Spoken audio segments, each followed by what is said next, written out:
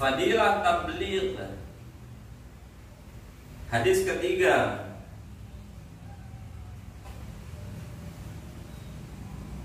An Ibnu Mas'ud radhiyallahu anhu qala Rasulullah sallallahu alaihi wasallam awal ma dakhala an-naqsu ala bani Israil annahu kana ar-rajulu yalqa ar-rajula fayaqulu ya hadza taqillah wa da' ma tasna'u bihi fa innahu la yahillu laka summa yalqahu minal ghadi wa huwa ala halihi fala yamna'uhu zalika an yakuna akila wa sharibahu wa qa'idahu falamma fa'alu zalika daraballahu quluba ba'dihim bi ba'din summa qala la'ina alladhina kafaru min bani Israil ala lisani Daud wa Isa ibn Maryam zalika bima asaw wa kanu ya'tadun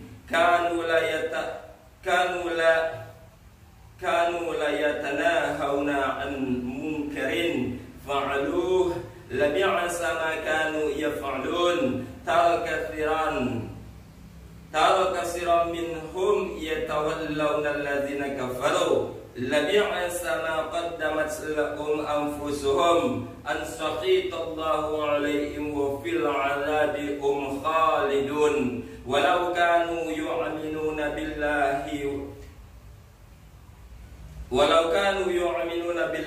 wan nabiyyi wa ma anzila ilaihi matakhazuhum awliya walakinna katsiran minhum fasiqun summa qala kalla wallahi la ta'muruna bil ma'rufi wa la tanhauna 'anil munkar wa la ta'khuduna 'ala yadiz zalimi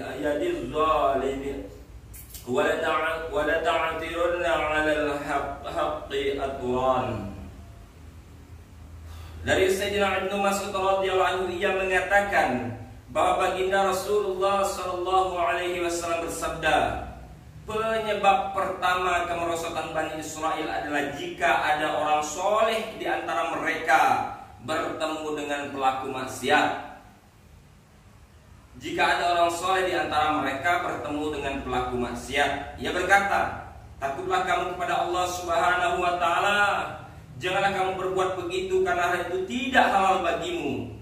Kemudian esoknya orang soleh tersebut bertemu kembali dengan pelaku maksiat yang sama. Tapi hal ini tidak menghalangi orang soleh tersebut untuk makan, minum, dan duduk bersamanya. Ketika mereka berbuat demikian, Allah Subhanahu wa ta'ala telah menyatukan hati mereka. Hati orang soleh tersebut dijadikan sama dengan hati pelaku maksiat. Kemudian baginda Nabi SAW membaca ayat, telah dilaknat orang-orang kafir dari kaum Bani Israel melalui lisan Daud dan Isa bin Maryam. Hal itu disebabkan mereka durhaka dan melampaui batas. Mereka tidak saling melarang kemungkaran yang mereka lakukan. Sungguh sangat buruk apa yang mereka lakukan. Engkau lihat kebanyakan mereka tolong menolong dengan orang-orang kafir.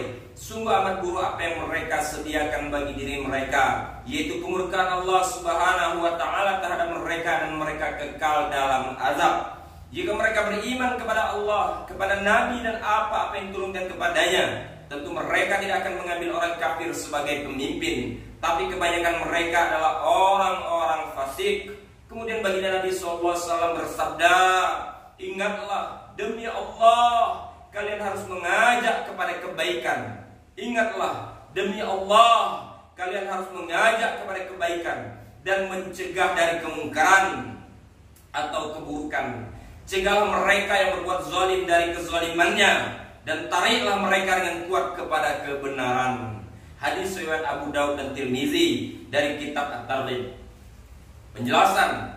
Hadis lain menyatakan bahwa ketika baginda Rasulullah SAW sedang duduk bersandarkan bantal, tiba-tiba beliau bangkit dengan penuh semangat. Lalu beliau bersabda dan bersumpah, demi Allah, kamu tidak akan mencapai kepada keselamatan selama kamu tidak mencegah pezalim dari kezalimannya. Beliau juga bersabda dan bersumpah, kalian hendaklah selalu mengajak kepada kebenaran, mencegah kemungkaran, dan menghentikan pezalim dari kezalimannya dan menarik mereka yang kuat kepada kebenaran. Jika tidak, hati kalian akan disatukan dengan hati mereka dan kalian akan dilaknat oleh Allah Subhanahu wa taala. Sebagaimana Allah Subhanahu wa taala telah melaknat Bani Israel, kemudian beliau membaca ayat Al-Qur'an yang menegaskan bahwa Bani Israel telah dilaknat. Salah satu sebabnya karena mereka tidak saling mencegah dari perbuatan yang mungkar. Dewasa ini dipandang sebagai kebaikan apabila seorang selalu berdamai dan mengembirakan setiap orang yang setiap waktu dalam keadaan dianggap sebagai kebaikan dan akhlak yang terpuji. Padahal itu adalah pendapat yang tidak benar. Bahkan jika kita sudah memastikan bahwa amar ma'ruf nahi munkar tidak akan dihiraukan sama sekali, maka diam itu bukanlah perbuatan yang baik.